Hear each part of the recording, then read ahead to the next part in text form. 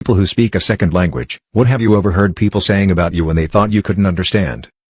One evening, I called an Uber driven by Abdelatif. Mr. Abdelatif, an Egyptian, was nice enough at the start, but then took a phone call from an Arabic-speaking friend of his and started complaining very colorfully about his day. He eventually finished his rant by stating that he would head home after he takes this one last ibn Kihib, bad Arabic slur, in his car home. I, of course, didn't drop the ruse and pretended that my Uber driver didn't just loudly, and quite needlessly, insult me to this random person on the phone. When we finally arrived, he told me to have a nice evening. Sir, I told him Tisib Hili Hira Yaru, the gist of which is, good night, asshat, and walked away, putting on my best display of being highly offended, even though I was dying from laughter on the inside after seeing the look on his face. Weeks later, I took another Uber, driven by Mr. Badri, an Iraqi. He seemed like he had a lot of trouble with English over the phone, so I started the ride off by greeting him in Arabic. He was quickly at ease, and was surprised that I spoke Arabic so fluently for a white American. I explained I was only half Egyptian and that was probably why I didn't look like your stereotypical Middle Easterner.